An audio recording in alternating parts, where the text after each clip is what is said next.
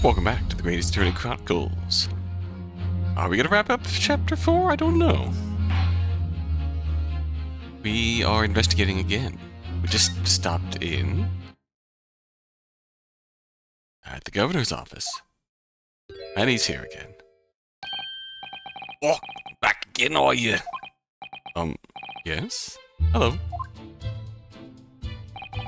I've had all boot your investigations. I read the report just now. You found him, eh? Vigil. Yes, luckily. Well, anywho, the laddie don't my work here no more. Your case is not to do with Barclay. I wouldn't like you to get the wrong idea about that. Of course, yeah. Mr. Vigil stopped working here 10 years ago now, so... yes, we've seen his dismissal notice, haven't we? He was given the chop. Aye, Kimmer. You can very well. Well, about a wee handcuff biscuit. Oh, they really are like little handcuffs. And as hot as irons, too. So, what brought you doing here today? Well, there's something else we'd like to ask you about, actually. That's so. We believe there might have been a document that disappeared from Genshin Asogi's cell. I think it's been called the Asogi Papers or something.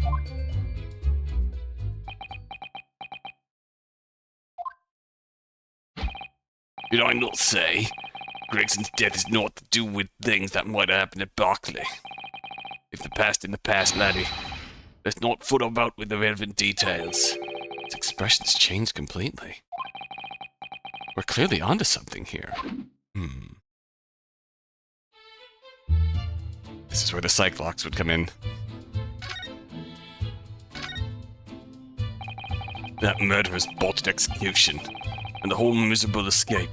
They were Barclay's darkest hour, aye. A shocking embarrassment. Because the convict had a collaborator on the prison staff, you mean? Aye. A shame. Coroner who confirmed the death of the man after his execution, Courtney Sithe, and my chief warder at the time, Vigil, was in charge of the whole affair. But Mr. Vigil says he didn't know anything about it. No, ask her, wouldn't I say otherwise, eh? More handcuffs? Oh, how could I say no? You can never have too much iron in your diet. Oh, hi, Susie. When Mr. Vigil was handed his dismissal notice as a result of what had happened, he was so despairing he jumped out of your office window, didn't he? I didn't like to say, but that's just Vigil trying to get out of it. Do you not think he wouldn't have jumped from the shock of his crimes being exposed, eh? Well, I do. You wouldn't I say otherwise, though, would you? Protect your own legacy? Of course I shun all responsibility myself. I shouldn't have left him deceive me. Actually, there's barely anybody that kens what went on at the time now. But Greg's never been murdered and Dr. Sithe forbidden from having any visitors. No visitors? Someone obviously doesn't want her giving anything away. Curious, though. Well, we're not going home empty-handed. And I wouldn't dream of sending you back and with no, Here, take a handcuff or two. Oh, well, it would be rude to say no. Wouldn't want to become anemic. Everyone just spoiling Iris wherever she goes. Because she is precious. I suppose, if there's anyone who might still get in the boot who would happen then, it'd be that last from the forensic division. Maria, how do I say this with your accent? Maria Gorey. Maria Gorey? Aye, Sith's daughter. She didn't have no more, just the one. Where's our autopsy report? Maria Gorey. So you did the autopsy report, so we're gonna have to go see you anyways. The wee Baron's followed in her mom's footsteps. You did I ever see her without a scalpel in her hand? Ah. Oh, we're gonna remember it now. Oh, is that you? Mama, what is this? Where did she spring from? And did you just call the doctor Mama? Hell yeah. Dr. Sithe's daughter, Maria Gorey. Could do with talking to her. Gorey. Tell me more. So, she's Dr. Sithe's daughter, but her surname is Gorey. I feel like if this had the intended trilogy... I feel like if this had the intended trilogy, like, we would have Sith as a character throughout the whole second game, the whole middle game, and, that game would have ended with the Great Exhibition case. Theft of the Professor, wax cutout, and Drebber and Sith's plan. It'd end with Sith being like the final culprit. Sith and Drebber being the final culprit. And in this game, we introduce your daughter here. Now, there's some family history, I'm sure, but I deny again the ins and outs of it. And that would give us way more time to actually... give us way more time with both of them. Instead of just literally, metaphorically kill... Literally metaphorically, wow, good wording, huh? Metaphorically killing her off of the plot, the case she was introduced. And then giving us her daughter as a character for, I presume, the rest of this. I don't know if we'll see Sith again. I genuinely don't remember. He grew up watching her mom working with the bodies of folk who died in strange circumstances. Decided to do the same with their own life. Can I understand it myself? Perhaps she was driven by a deep respect for her mother. And if you recall, Sith came up in like the same medical class as Professor Mikitoba. So she and Susie have something in common. Perhaps. Anywho, she was in charge of Gregson's autopsy, I believe. Right, and the coroner responsible for this incomplete report. So we need to talk to her anyway.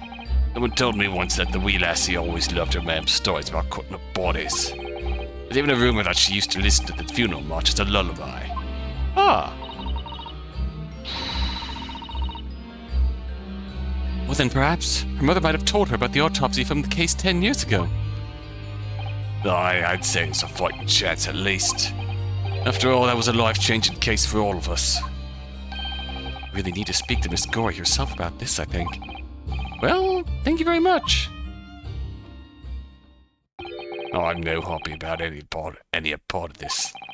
Took years for Londoners to finally forget the whole professor business. Can you not give up on this, laddie? Stop asking pointless questions. I'm sorry. I don't like dredging up these painful memories for everyone. Could you not just stay away now? Leave me alone and did I come back here, eh? Unfortunately, we have one more talk topic. How'd you come to care about that, laddie? There's not many folk even here in the prison who've heard of those papers. Ah, well... Can't tell them Mr. Vigil told me. I'm afraid our sources must remain confidential, sir.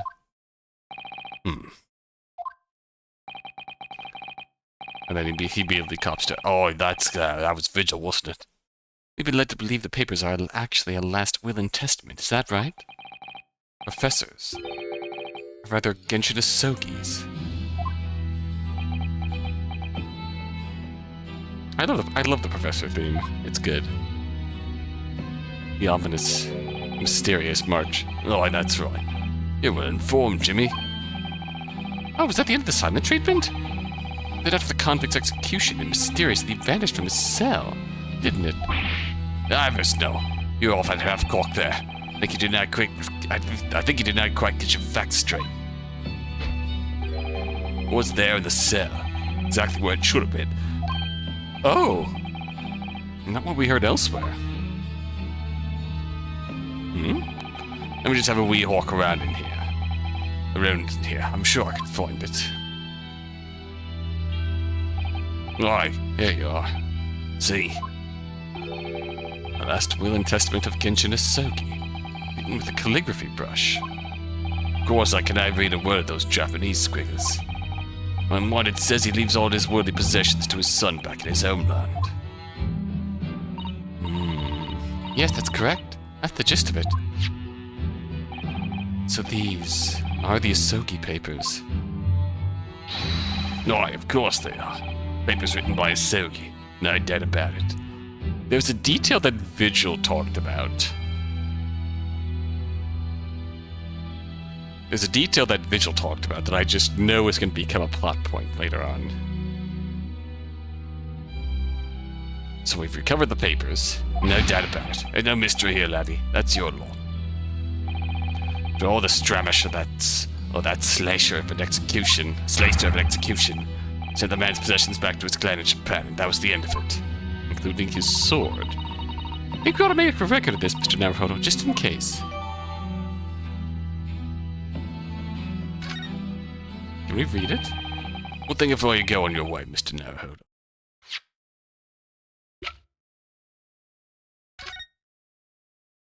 I, Genshin Asogi, hereby request that upon my death, any non-material possessions and wealth belonging to me here in London be delivered to my son, Kazuma Asogi, in the Empire of Japan. It's with deep sadness that I accept my fate in this foreign land, the knowledge that I will never see my homeland or family again. I regret nothing about my chosen path. Okay, there's no clear sign of it here. Oh, yes? Those papers are naught to do with Gregson's death. Preferred if you did not make them mention of them outside this office, or rather. I would not just prefer it, considered an order from the highest levels of our government. I understand.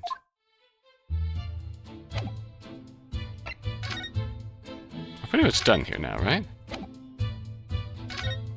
Don't do that, don't do that. What's that there, then? Actually, the sign of a Japanese defense lawyer. Well, if you have to wear something like that to prove who you are. Suppose I should wear these handcuffs, eh? I think maybe they're more of a sign of the people you catch than you yourself. Aye, that's true. You've got me there, then. They're not actually a sign of anything, are they? You wear handcuff-themed bracelets. Governor Caden, would you have a look at this? Och, wouldn't you rather have a wee handcuff biscuit? Oh, no, thanks.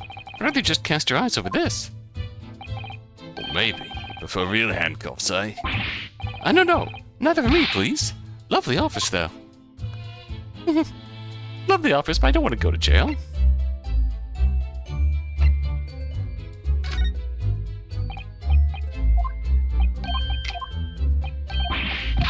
Alright. I'm just curious if there's anything to say about anyone. Ooh, dude. Can I show you Vigil's wife? No. No, come on. There's more silly fun interactions with evidence.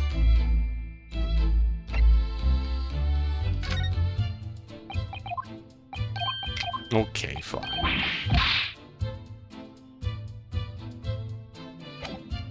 I know the canon games do some stuff.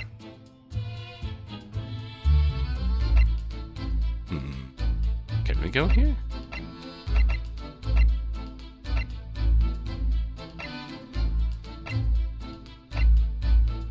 Alright, to go see Kazuma.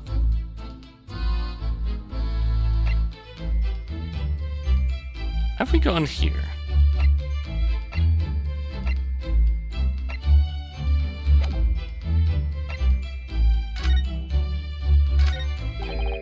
An axe hunt? Oh, this is all...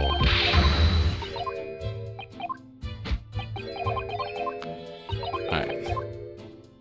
It's all something we've seen before.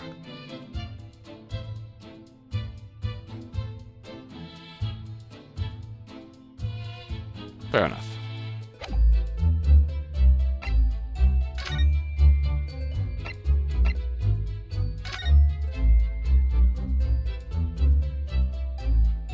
Oh, we have been here before. Alright.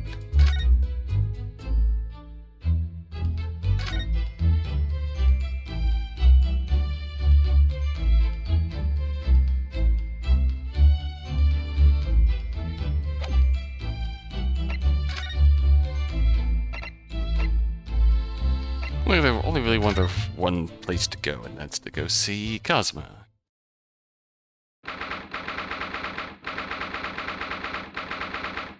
But yeah, we just know that there's going to be some sort of plot point. With one, the prison letting Genshin keep Daruma with him, which is his katana.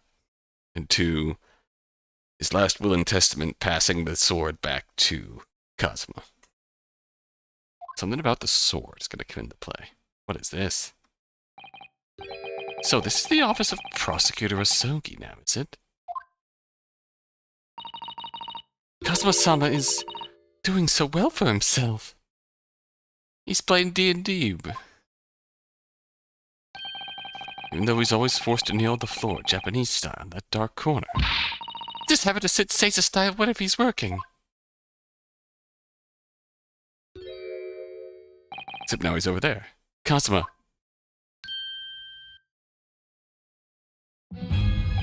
I thought it wouldn't be long before you paid me a visit, Ryunosuke. I was right about what I said, wasn't I? Sorry? That you have all the makings of a great defense lawyer. Well, I always believed that you'd fulfill your dream of advocating in the British courts. Just never imagined for 1 second that it would be as prosecutor. Seeing you stand in a foreign courtroom, so gallantly realizing your dream, Kazuma-sama, I'm truly happy for you. And I am truly thankful to you, Judicial Assistant Mikitoba.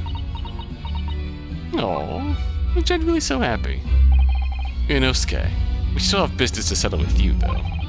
I always thought it would be fun for you and I to shake up the British legal system a little together. This isn't quite how I envisaged it, but I suppose it's just another twist of fate. I've learned a lot of things during my time in London, but how Suzato-san's father was himself a visiting student here once, along with Judge Jigoku. I butchered that. And also in the theoretical third game, you could have had Kazuma if the second game ends with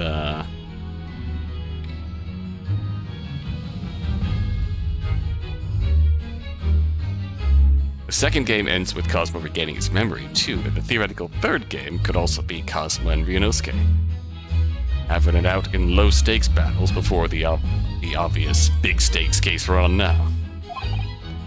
And about what happened with your father.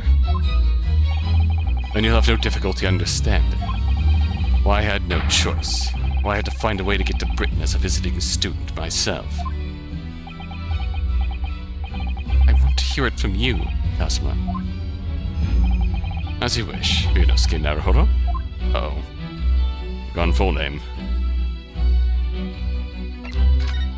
Hey, I got your, Kazuma, this is your armband. Actually, I think it's yours now. Sorry? You're the defense lawyer. You have a talent for it. I've always known that you would. And now you've chosen to take that path in life. As your friend, I couldn't be happier for you, or more proud. Kazuma, so you keep hold of that. Besides, I'm a prosecutor now. That armband would have no meaning for me. Well, if you're sure. Thank you, my friend.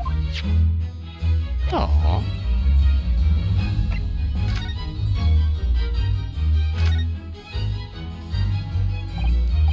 What the?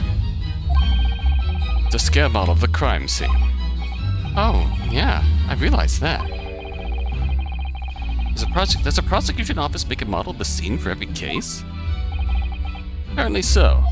Oh, well, that's neat. Sometimes it helps to visualize things better and notice things you hadn't spotted before. Actually, the miniature notice board is my work. Be honest, you enjoyed making that. Yeah. Oh, we can't go over to your little Oh, yeah, we can. Oh, can't examine it? Casks floor to ceiling, just like the last time we were here. Hallowed bales, I suppose. They're arranged according to vintage, flavor, and region. Every week they're all taken out and put back in order. What? Every week? Lord Van Ziggs can't seem to settle on the perfect way of arranging them, you see. Vintage, flavor, and region don't neatly coincide. That's the trouble. Gosh, being his apprentice must be a real challenge. Actually, no. Oh? He considers the task too important to entrust to anybody else, so he does it entirely on his own. There's a barrel of laughs here and in court, then. There's something about that expression that just makes him feel so done with Van Ziggs' shit. Kinda love that. Oh, the bats. Oh, hi! Thank you for that. Ah! Wah! Disturbed the bats, did you? Fitting companions of Lord Van Ziggs, wouldn't you say? Actually, I've seen things flying in Lord Strongheart's office, too. Doves, I think. Perhaps you have to like birds to attain rank in the judiciary here. Although bats aren't birds, of course. What a sparrow for you. What's that supposed to mean? Oh, nothing. Sorry. Just thinking out loud. I could see it. What do you think of Clint? Do you know who the man in the portrait is? It's gotta be Clint, right? Why would I? Let me check the court record real quick. Is that photograph? That's fucking Clint. That's Clint. Come on, Ryunosuke. What? But you're Lord Van Ziggs' apprentice. Yes, apprentice, not friend. And during the time I was suffering from amnesia, I didn't even notice that picture. Oh, really? I mean, it's not the smallest picture. I wouldn't have the first idea what the man decorates his office with. Fair enough. Now, I'm telling you, though, that is Clint. Why can't we examine your little desk? Come on, Kazuma-sama. There's Lord Van Ziggs' incredibly stylish desk. It's not my style, though. No, I noticed you've been working at the little table on the floor, kneeling down Seiza style. Thought it was some kind of punishment set up by Lord Van Ziggs when I first saw it. I find it the most comfortable way to work. I can't do it.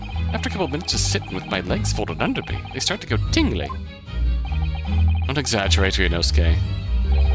We both know you can't even manage a minute. Also, wild lines out of context. Lord Van Ziggs' fine collection of hallowed chalices and bottles all neatly lined up. Yes, he's extremely particular about all that. He has a strict regime for everything, from the storage of the casks to the bottling of their contents. Gosh, he must be having a really tough time of it being his apprentice. Actually, no. Oh?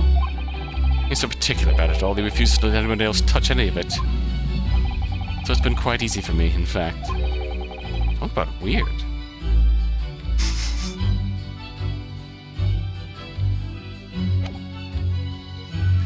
So Van Ziggs is one of those hardcore alcohol guys. The guy gets really hopped up about the treating your vintages properly and shit. You've met the guy. Like you had to have met the guy. Be real.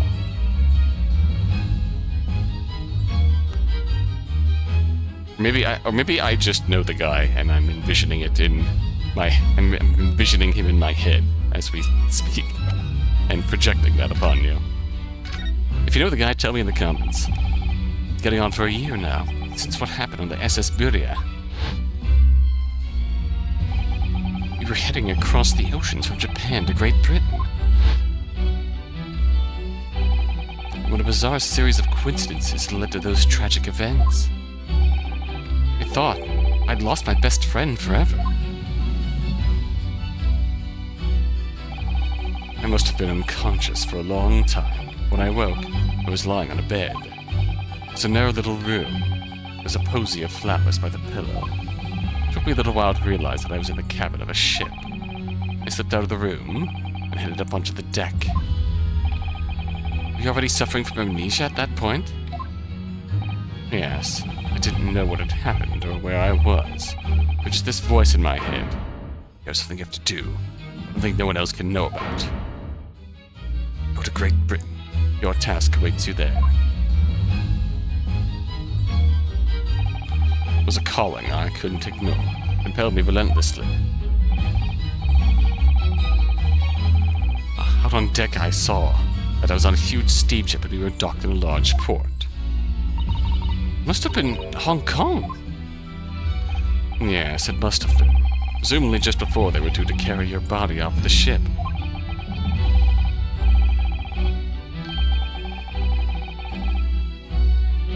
I had no idea of the situation, but I did have the feeling that this was in some way my last chance.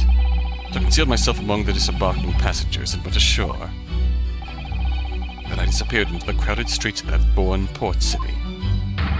So I could plan my onward journey to Great Britain.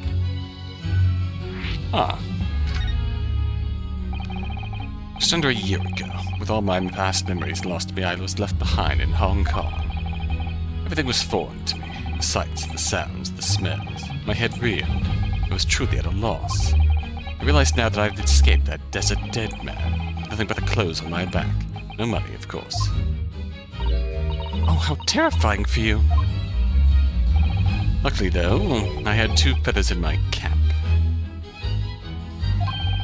One being your knowledge of English, I suppose. That's right. On the back of that, I was able to pick up some work as a deckhand on a cargo ship. Eventually, after calling at countless ports, I finally arrived at Dover. It must have been some 3 months ago now. Veritable tenacity of purpose showing itself again. I mean, the man had lost his memory and had literally nothing to his name. He still managed to make his way to London on the opposite side of the world. Of course, I had no idea why I'd moved heaven and earth to get here at that point. So how'd you end up becoming Lord Van Ziek's apprentice, then? That can only be called an extraordinary stroke of luck, really. You see, I was stopped in the border because I had no papers. It took me straight to Scotland Yard. By sheer coincidence, Lord Strongheart was there to attend a meeting. That's where the second feather in my cap came into play. Would that have been your knowledge of the law? Yes, exactly. Lord Strongheart was curious about an Easterner with intimate knowledge of British law. He took me back with him to the Supreme Court and assigned me to the prosecutor's office. Then, 9 days ago, you finally got your memory back after the trial involving Drebber.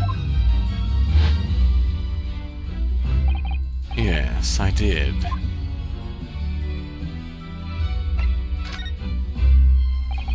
Since I first met you at Yume, you talked about your dream. Mark my words, Ryunosuke. I'll be chosen as a visiting student and make my way to Great Britain someday. Did you know the entire time about what happened to your father here? 16 years ago.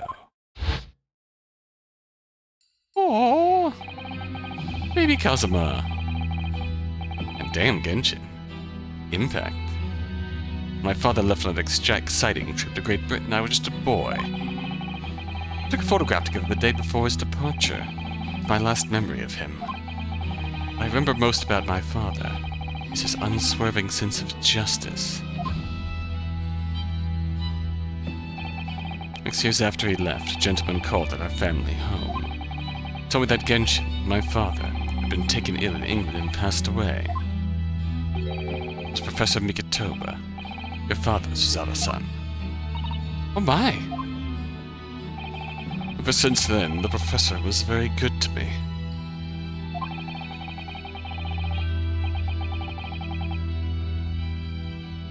He even helped to fund my university education in Yume. I'll be forever in his debt. But nevertheless, I just couldn't bring myself to believe what he told me. Oh. Then one day a letter arrived at our house from Britain. There was no indication of the sender, so I opened it assuming it was from an old acquaintance of my father. What I read in that letter changed my entire life. What did it say? It said that my father had been a mass murderer, and the writer cursed the Asogi name. Oh, shit. Hate mail. Oh, no. As a result of that letter, I found out what had been hidden from me all those years. Presumably, the letter was sent from a relative of one of the victims. If whoever it was had been a member of the judiciary, he could have been present at the closed trial. The letter revealed that my father had been sentenced to death, executed for being a killer. I'm so sorry you had to find out that way. Imagine the British government did its very best to silence whoever sent that letter. Someone who knew the truth and couldn't bear the resentment was always going to be a problem. But still, it could have been written by anyone. Why would you believe such a thing? There was a newspaper cutting included with the letter.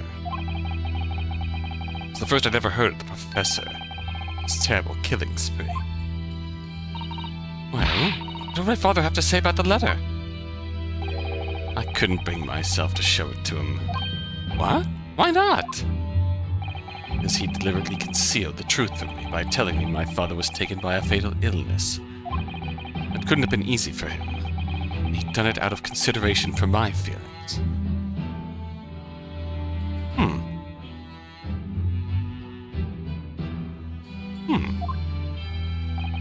So instead, I showed the letter to Judge Jigoku. To the other visiting student. He faltered for the briefest of moments, but then he just laughed the letter off. In that moment, I saw it on his face. He was undeniably shocked, shaken momentarily before recovering his poise. A year later, my bereaved mother succumbed to the strain of grief, and she too passed away. That's when I made up my mind that one day, without fail, I would cross the seas to Britain and seek the truth for myself. Truth about my father, Genshin Asogi. I wouldn't let anyone stand in my way. Oh, Kazuma-sama.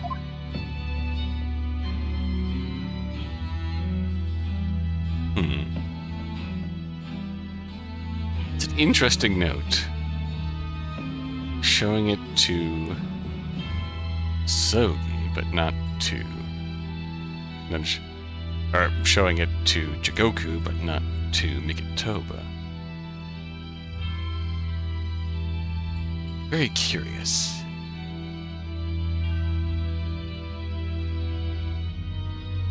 Anyways. What we learned today in court turned things completely on their head. It was an impressive piece of lawyering, Ryunosuke Naruhodo. Lord Van Six is in the Reaper, you know. I almost don't want to believe it myself, but it turns out that Inspector Gregson himself, the victim, was... It's clear that the Inspector was behind the Reaper's activity all along. What? You mean you knew? Real question is, who's been giving orders to the Inspector? Yes, Baroque Franzix is the real Reaper. Oh, great. I know that 10 years ago it was him. Decided that my father must be a mass murderer and sent him to his grave. No! He's merely seeing that justice was done as the law dictates. He's not to blame. Ultimately, it's people who condemn people. The law is just a tool that they use to do it. It's people who condemn people. The law is just a tool that they use to do it. Guns don't kill people, the law does. Guns don't kill people, law doesn't kill people. People kill people. When a man condemns another, he must take responsibility for his actions. Of course he must. I know for certain that my father would never have taken another man's life. Kazuma. On the contrary, my father's life was taken by the Reaper.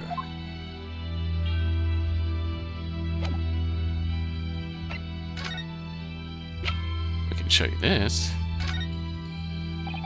Kazuma, what do you make of this? We can't show you this. It's only one place where defense lawyers and prosecutors should discuss evidence, the courtroom. Though it seems you're still confused by the situation. That's what I make of it. Get the feeling my friend's always going to have the edge over me, isn't he?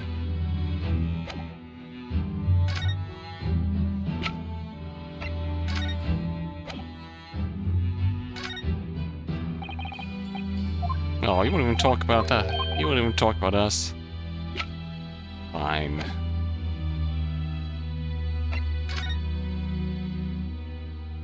Sure we've asked everything we need, have we?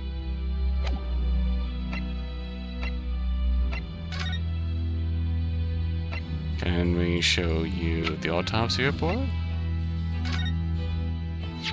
Oh, this came up at the trial, didn't it? Something a little dubious, I mean. The fact that no time of death was recorded on Inspector Gregson's autopsy report.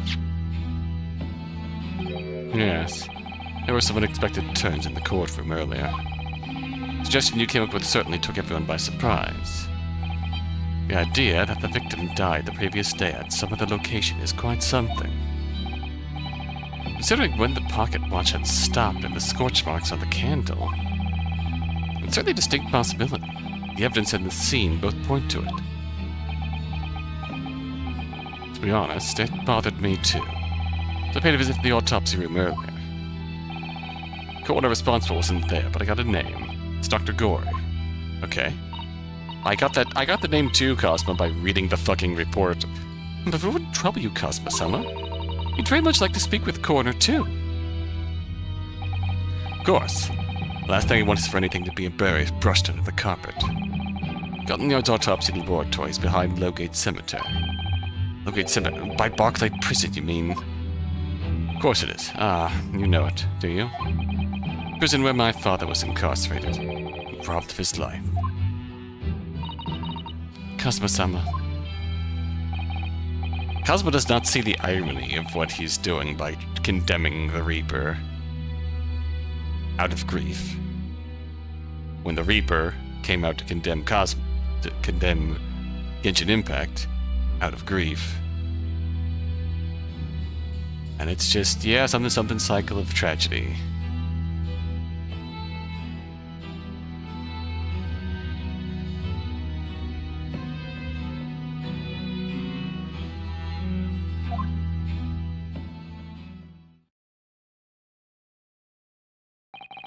Ryunosuke, I want to thank you. What for? For this. Oh, you safeguarded the soul of the Asogi clan. Well, it is a famous sword that's been in your family for generations. My only slight regret is I never got the chance to draw it before I returned it to you. Kazuma is said to have been forged by a master swordsmith during the Sengoku Warring States period. Came from a long lineage of warriors, mainly of whom were expert swordsmen. Well then, you're a chip off the old block, I'd say. This blade, Kazuma, is the symbol of the Asogi clan's honor and might. Apparently, one of my father's apprentices even took the blade's name for a surname, Kazuma. Really? Kazuma? Does sound familiar, that's for sure. 16 years ago, when my father was a visiting student here in London, he had this sword forever at his side. Yeah, that's gonna come as a plot point, which is why it means so much to me. But I have it by my side again now, too. And that is all thanks to you. It was an honor.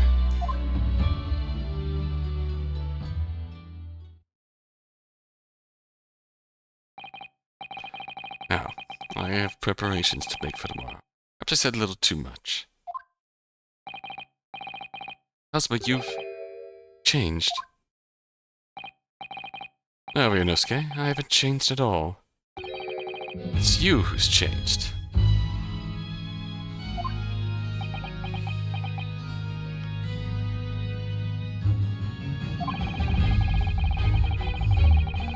I completely understand your resentment of Lord Van Zieks given what happened.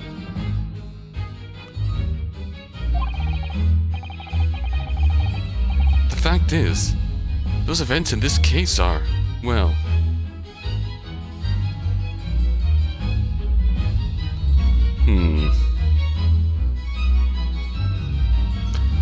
I'm looking...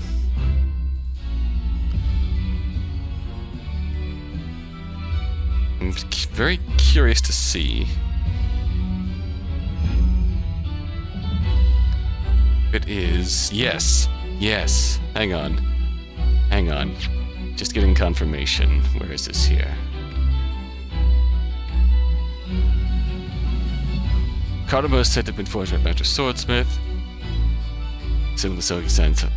One of my father's apprentices even took the blade's name for a surname. Kazuma is von Karma. Literally, von Karma's surname in Japan is Kazuma. Like, Francisca is May Kazuma.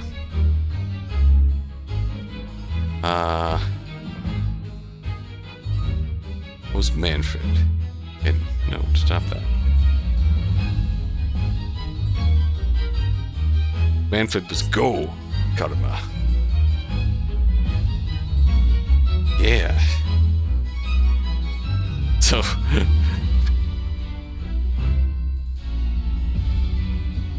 So, the early von Karmas were apprentices to Kazuma, to Genshin, the Genshin Impact.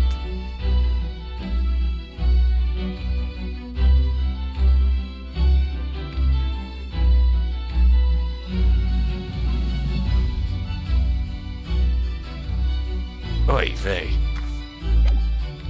So in this case are, well, unrelated. Is that what you want to say? How can you be so sure? What do you mean? Never mind. That man is the Reaper. And it's for that reason that the inspector was killed. I'm going to prove as much in court tomorrow. Or whatever means necessary. Concerning. Can't let you do that, Kazuma. I know you'll do what you have to do as a lawyer. But I'm sure I don't need to tell you that I won't be taking any prisoners in the courtroom. I would expect nothing less. Until tomorrow then, in the old bear. Until then. Alright, we're getting out of here. Okay. Forensics lab, let's go. It's also funny that we had to be shocked that this was near the freaking low gate when we were here last case. I suppose it was 9 days ago too. Jesus Christ, Naruhodo. Wasn't any indication that these cases were meant that case 3 and case 4 were meant to be a good bit of time apart, perhaps in separate games even. Feel like it would be that fact that they're so surprised about this. This place really is creepy, isn't it?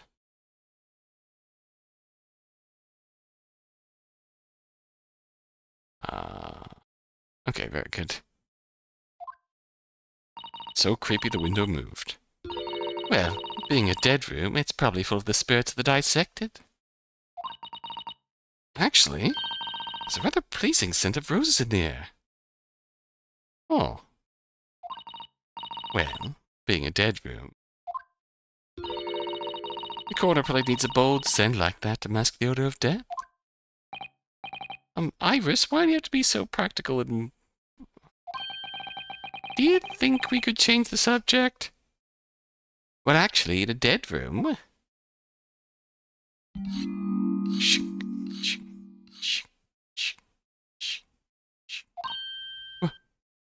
What was that?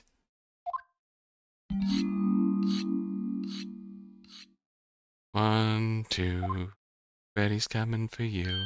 Oh? We got cute dolls here now. Dr. Gorey?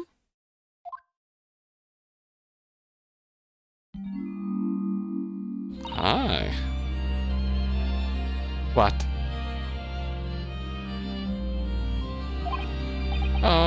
That noise before. I was sharpening my tools. I be dead meat if I didn't keep a perfectly keen edge on them. Right. When following the collagen fibers in the dermis, an expertly sharpened scalpel cuts like cheese. Would you like a demonstration? Oh yes, please. I'd love to see. Then, I think you'll do nicely. Oh, no, I wouldn't do nicely at all. Maybe some other time. Oh, fine. Pish posh. Was that a tut? Well, we came here to ask questions, so... Oh, concerning. I'm a lawyer, please don't dissect me. Can I ask your opinion about this? I don't care. Don't forget, you're responsible for putting my mama in jail. Why should I help you? Fair enough.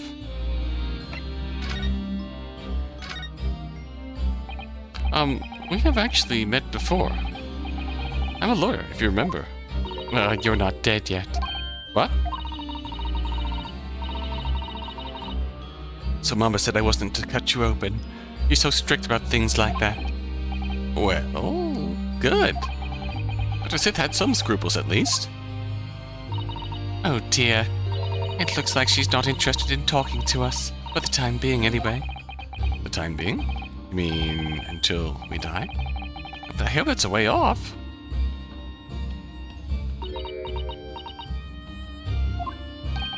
Sorry, but I wasn't planning on dying anytime soon. Surely there's some less drastic way of making her listen.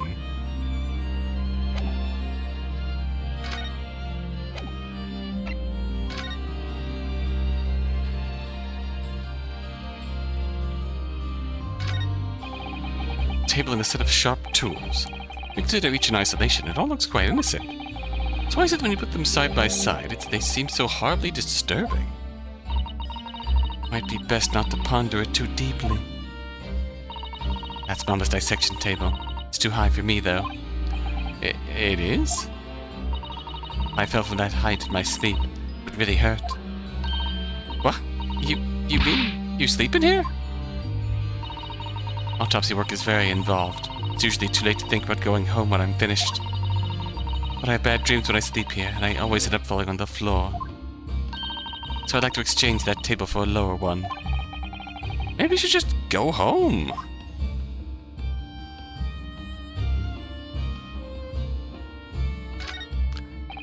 Those large jars seem to have pale things floating around inside them. I suppose they're fruit liquors or something, or like pickled umeboshi plums we make back home. Yes, let's assume there's something completely innocent like that.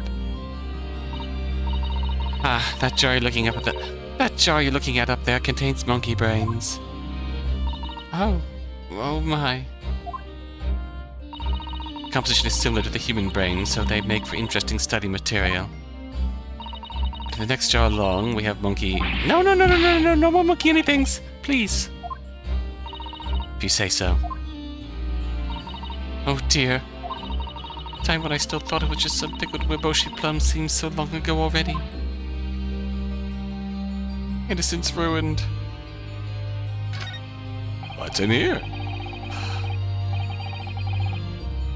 Look at all these bottles on the shelves of the cabinets. What an assortment of chemicals. These ones here are labeled highly toxic. Ah, that's worrying. Because there are also things that look like salt and pepper shakers in there. Oh, yes. And they actually say salt and pepper on them. The doctor probably spends a lot of time in this room, I suppose. Perhaps she has meals in here sometimes. Life goes on, even when you're surrounded by death.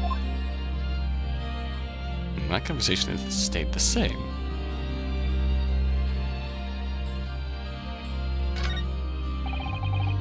Oh, look at this. What a magnificent display case. Cherry wood has been polished to a high sheen, and the intricate carving is a joy to behold. Western cabinet makers really are very skilled, aren't they? It's 10 people. Pardon? Made from the bones of 10 different people, all mixed together. Some of my best work. I was admiring the case, actually. scary skeleton inside is something I intend to ignore as best I can. You're strange. I wonder who is the strangest.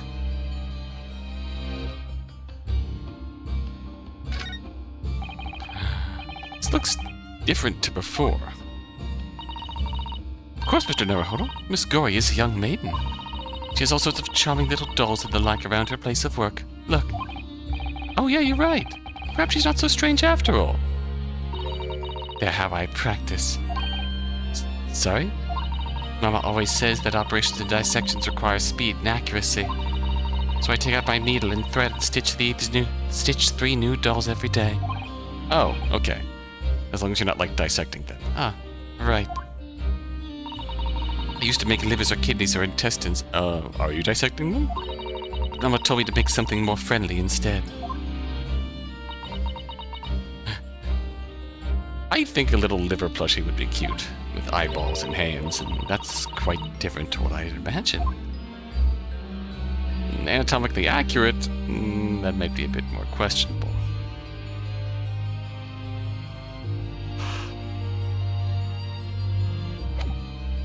Okay, I have to show you something then. Autopsy?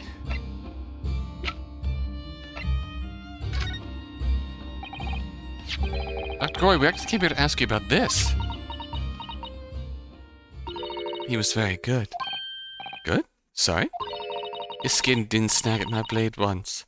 And very little mess. His joint dislocated easily and his muscle tissue was a pleasure to work with. We can skip those details. But there's one thing about the report that's caught my attention. You don't seem to have recorded a time of death.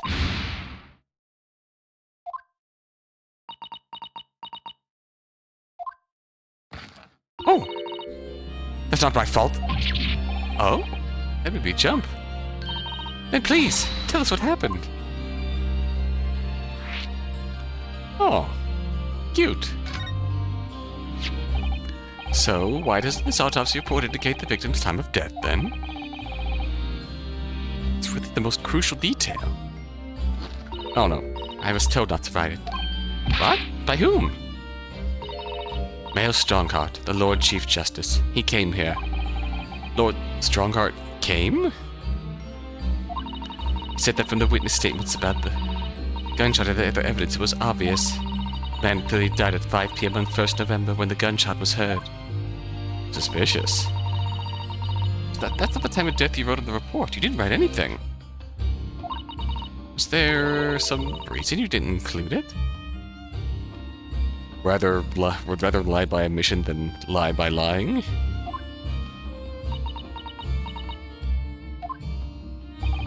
Dr. Gorey, if you're hiding something under Lord Strongheart's instructions, then sooner or later, you're going to go the same way as your mother. Ooh, time to get dissected. Give it here, then. What's she scribbling so furiously? There. You've written...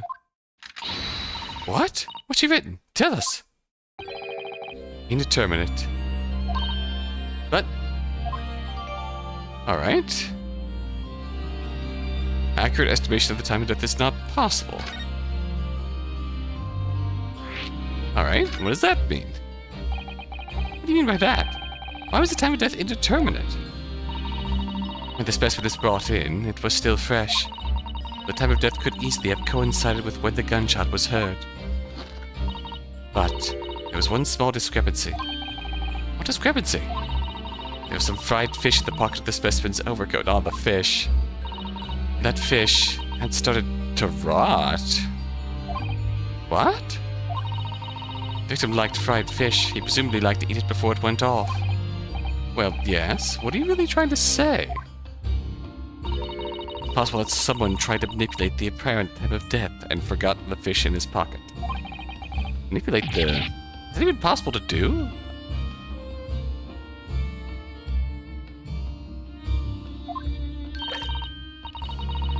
Theoretically, if you were to chill the body in ice, you could delay the onset of putrefaction. If the overcoat wasn't on the body at the time, then only the fish would have started to rot. With today's science, it's not yet possible to determine if the body was chilled or not. Today's science is advanced enough for you to let you freeze a corpse, it seems. Ice is a thing that exists. But surely, to chill a corpse like that would require an enormous electrical refrigerator. I don't imagine many households in London are equipped with such a device. No, definitely not. Maybe in a factory.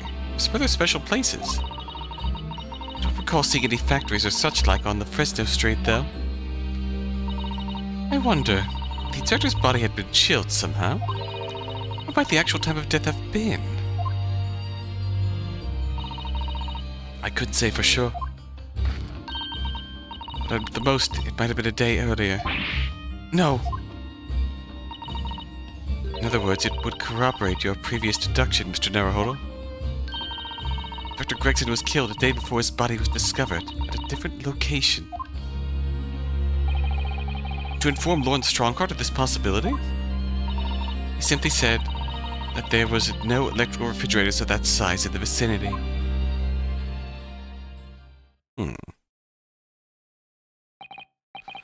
Oh yeah, one more thing. Something the governor of Barclay Prison told us. Said that your mother, Dr. Sithe, was responsible for confirming the death of the professor after his execution. Oh, an expression, the professor. Apparently you always enjoy listening to your mother's stories about her work, so I'm wondering if you might know something about what happened 10 years ago. That's not all Mama did. Sorry? My mama carried out the autopsy on Clint Van Zieks as well. What? Really? Brother of Lord Van Zieks, the professor's final victim. The idea of carrying out an autopsy on a member of the aristocracy was completely unthinkable back then. But the detective in charge of the investigation insisted, and it was miraculously authorized. That detective being Inspector Gregson, of course. Quite an accomplishment for one man. That autopsy provided the vital clue needed to arrest the killer. And Mama was there for the historic event. What does all this mean? You know, that amazing autopsy happened right here in this very room. Professor and Clint Van Zieks. They both spent their final moments before their burial on that dissection table there. Now, this lab, Mama's lab, is instrumental in some of the country's most important events. She really is proud of her mother. Fortunately, I wonder if her mother manipulated with Clint's autopsy too. I wonder if you tell us more about exactly what happened back then, Dr. Gorey.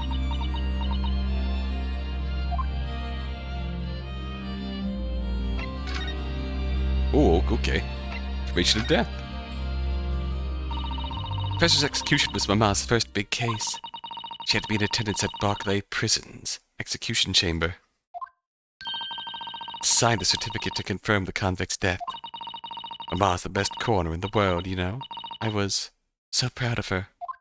But the execution didn't actually take place.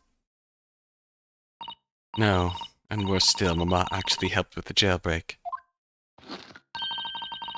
I didn't want to know. Oh dear. You found out recently, you mean?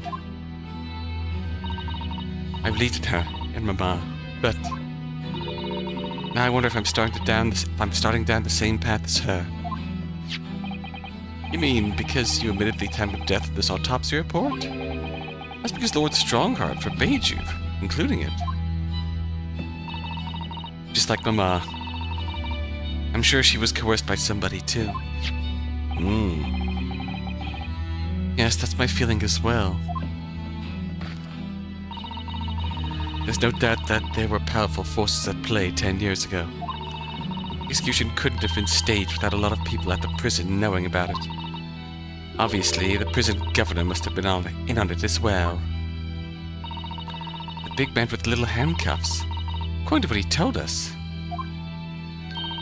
he was tricked by the chief warder. He says he knew nothing about it. Of course he said that. I'd say the same thing. Just who was behind that jailbreak all those years ago? How much of it was ordered and authorized? You mentioned the autopsy of Clint Van Zieks. It was at a time when carrying out autopsies of murder victims was very unusual. It's still not a practice that's observed in our country, even now. It turned out that he was the professor's final victim. When the autopsy was performed, Ma was present.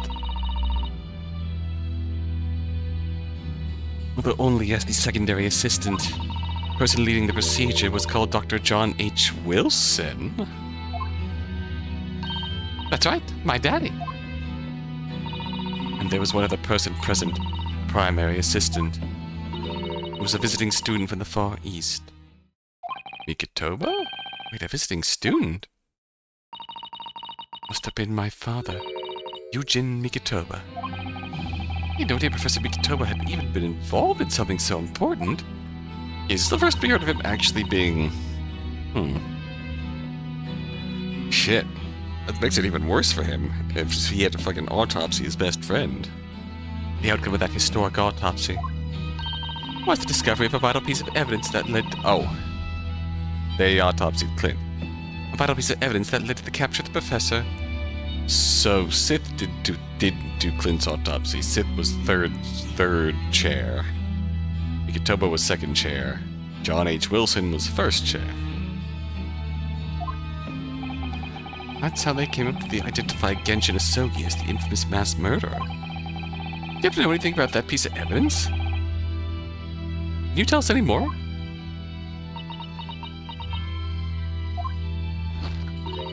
Would you like to see those records for yourself? What? Ooh, would that be alright? What's the point of keeping records if people can't look at them? They fell out under V at the back of all those cupboards. With the other records at the from the last decade. Thank you! Let's see, Van Zeeks. That's strange. What, Mr. Naruhodo? They aren't here. There's nothing under Van Zeeks. There must be.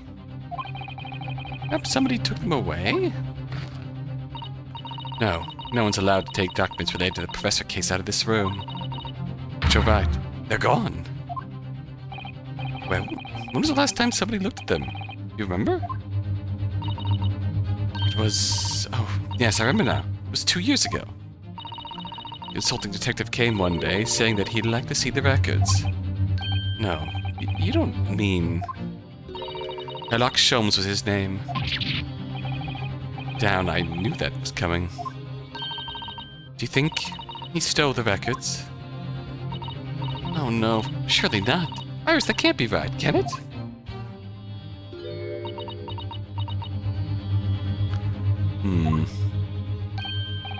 Iris?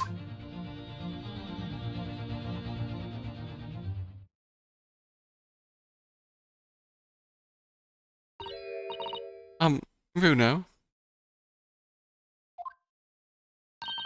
I hope you don't mind, but... What is it, Iris? I just remembered something very important I have to do. I'm gonna have to leave you now. Oh, this is very sudden, Iris. Well, we'll come with you then. Oh no, there's no need. Runo can take your time here. Bye for now then. Good luck. Wait a minute, little girl. Me? I remember now. You've been here before, haven't you? Have you, Iris? Yes, 2 years ago, when the detective came. You were with him, weren't you? You were a living specimen then, too. That's the way it usually works, yes. Did you steal the records? Was I? I really don't remember. Anyway, sorry, but I must dash. Wait, Iris. I'll brew up a pot for you when you get home. She did the Sholmes thing. What's the matter with her? Behaving really strangely all of a sudden.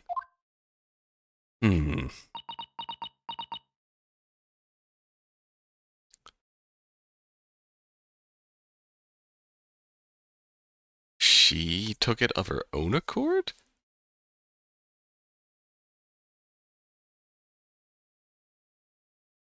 I'm just there's just dots connecting in my head. She took these of her own accord, which has to be why she fucking bailed. She wrote the Hound of the Baskervilles manuscript, which Scholz demanded be sealed away and not published.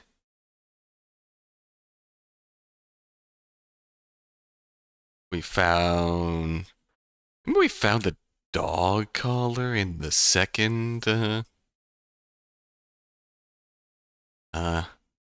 Natsume Soseki case, which led to that one being sealed.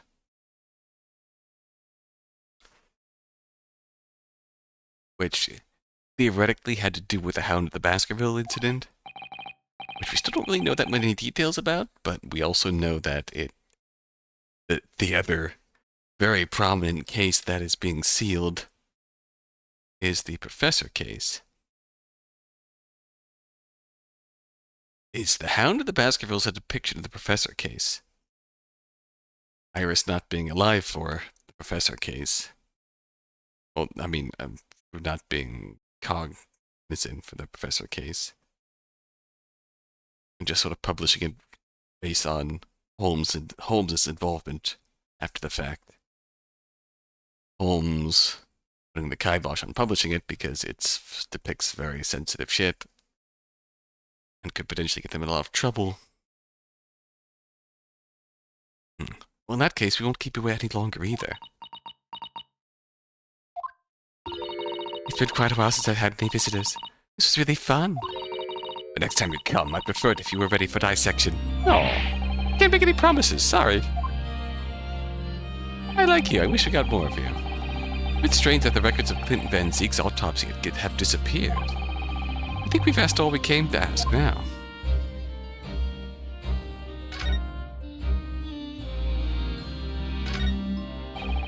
Let's have a close look at this. And again, let's not. At least not while she's armed. Bear. Goodbye. Where have we not been in some time? Here? Wait to speak to Gina?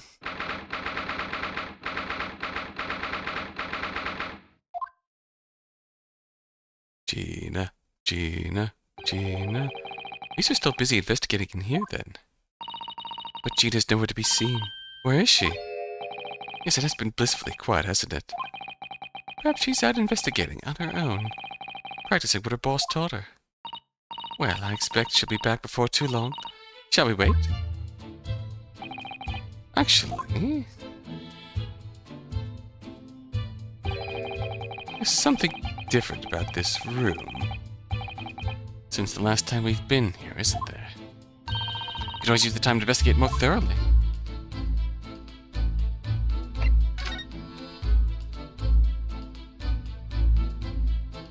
Huh? Why is this? A photograph of Mrs. Vigil.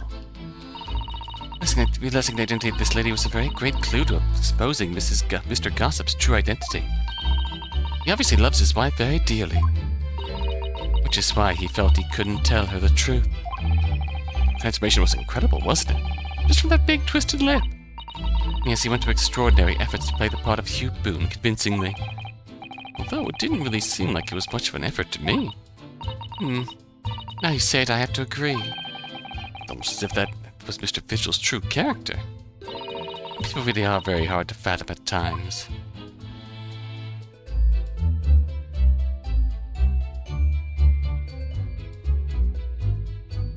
Nothing's changed throughout the room, eh? This little trunk wasn't here before, was it? Oh, it appears to be made of metal. It must be very heavy. Wonder to whom it belongs. There's some initials on the outside, look. TG. Let's ask what the police would if they know how it came to be here. Oi! What do you think you're doing? Hi, Gina. That's my trunk, that is. Hands off. Gina! Where were you hiding? Oh no, you leave something unattended for a few seconds and every Tom, Dick and Harry's got like these greedy eyes on it. Just a wild guess, Gina. What? Spit it out, Otto. Is it fair to say that you've only owned that trunk since this morning's trial? What? What are you trying to say? Come on, this trunk goes with me everywhere. Always has. Where have you been the last year? Trying not to incur your wrath, mainly.